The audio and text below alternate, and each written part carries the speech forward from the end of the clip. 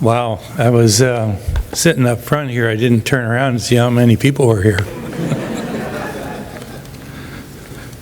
Well, when Fiona let me know I was going to be last, I went, oh no, I'm going to be following some pretty dynamic speakers, and I was right.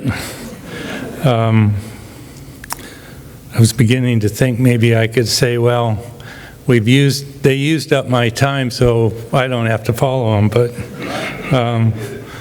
yeah.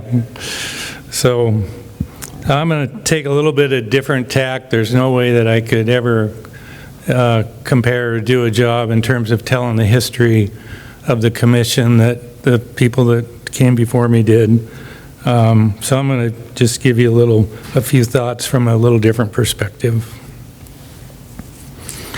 So in 1970, I was a lot younger then.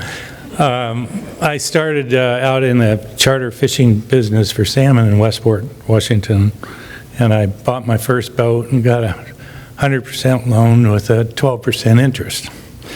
Not necessarily a shrewd businessman at that point in time. By the early 80s, I was starting a family. I had just purchased a new home. I just purchased a new boat. I had hefty mortgage payments, and my income was nearly totally dependent on the success of my charter fishing business. At the same time, seasons were being constrained, managers were struggling implementing the requirements of the Bolt decision, catches of Washington origin stocks in fisheries north of the border were climbing. Many non-native commercial fishing businesses were closing. Chaos and legal disputes continued into the 80s coming out of the Bolt decision as struggled to figure out how to implement it. All the while, the number of salmon available for harvest steadily declined. The future in my chosen field looked dim at best. And it was that set of circumstances that got me involved as a stakeholder in the events that led up to what we know as the Pacific Salmon Treaty. My involvement as a stakeholder included working with a guy named Mark Cedergreen to create what we call the U.S.-Canada Salmon Treaty Coalition. It was an organization that included a lot of non-Indian fishing groups and individuals, but we also got really strong support, great support from tribal leaders, including Billy Frank Jr., Tim Wapato, Guy McMines, state folks like Bill Wilkerson, and others. We were all dedicated to seeing that the negotiations would lead to a successful conclusion of the Pacific Salmon Treaty. We all knew that the future of our salmon stocks in Idaho, Oregon, and Washington depended on having a treaty that limited interceptions and resulted in a coordinated management approach up and down the corridors that those salmon went. Many of you that are in this room here tonight are what I would call inside salmon management. You're well familiar with the issues and points of contentions that face the Commission today, and some of you were there and understand the points of contention that were addressed in the negotiations for the Pacific Salmon Treaty over 40 years ago. I wanted to focus a little bit of my time on how we shouldn't lose sight of how the Pacific Salmon Treaty affected those that were on the outside looking in of salmon management in the 1980s and today. The contours of public opinion in the early 80s, at least in the Northwest, was that salmon people, as in salmon managers, just didn't have their act together. Controversy over implementing the Treaty Indian fishing rights that laid bare to the public many things in addition to the reality that Treaty Indian tribes had been denied their fishing rights. The controversy also put a bright light on the broad complexity of salmon migration and biology. It exposed the complex system, or sometimes the lack thereof, by which decisions about where salmon were being made or not made up and down the Pacific coast. Demands were being placed on power producers such as the Bonneville Power Administration water users, developers.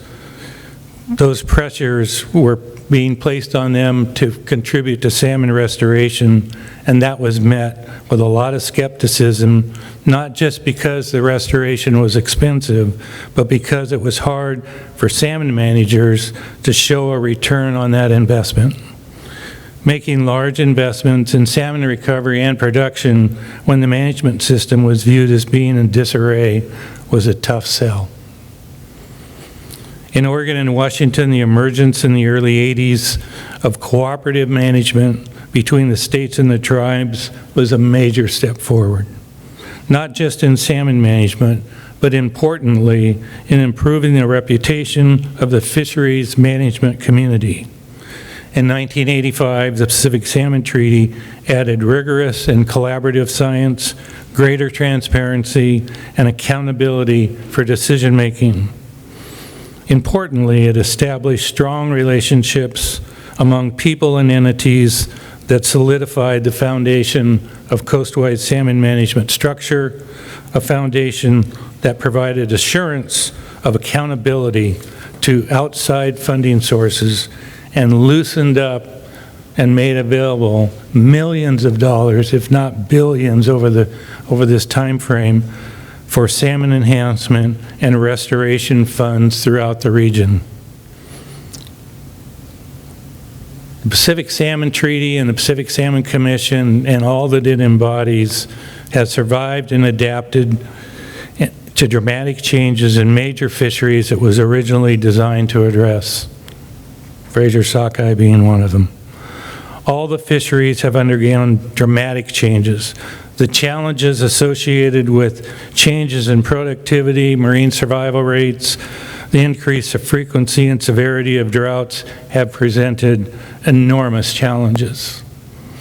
Still, now here at the age of 40-ish, I would argue that the foundation of the Pacific Salmon Treaty is solid, and that few from outside the management process that are key to our support system, including our funding stream, question that the Pacific Salmon Commission is the entity to address today's issues. So what about the future? There's no question that the challenges that salmon face now and in the future are immense. We admit up front that we have not met some of our goals for rebuilding stocks of concern. We continue to look for solutions, advocating for funding for habitat restoration, advancing sound science improvements, and looking for ways to improve our modeling. By intention or just experience, the Pacific Salmon Commission has established itself for many on the outside of the intricacies of salmon management as a responsible decision maker, something that fish managers did not have in the early 80s. Internally, science, transparency, and accountability bind us together.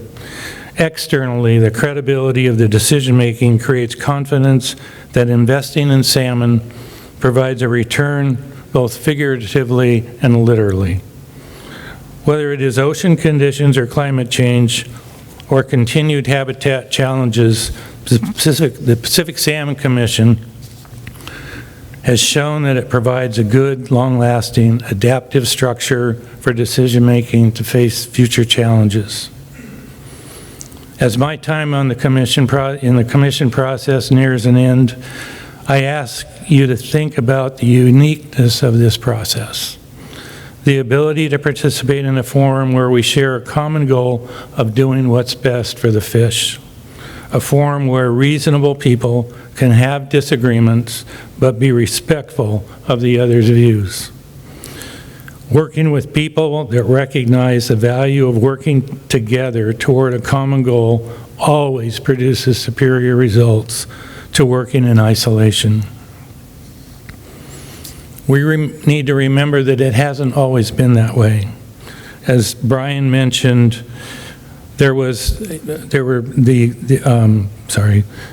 Brian mentioned, the fair sharing, that January 12th, 1998 report written by Dr. Strangeway and William Ruckelshaus, who were appointed by the Prime Minister of Canada and the President of the United States to investigate the failings of the Pacific Salmon Commission, observed in part, and he read the quote, "For too long, good faith and trust have been missing elements in our dealings with the salmon and one another. It's time to go to work on preserving the fish and restoring our centuries-old friendships and cooperation."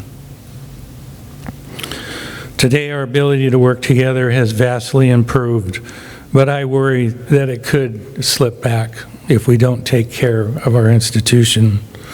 My ask of all of you is to take responsibility to do your part to take care of the Pacific Salmon Commission, this institution, and the salmon that we seek to improve. Don't forget or let the passion of the moment blind your recognition that the value of working together toward a common goals, and as a repeat I know, always produces superior results to working in isolation.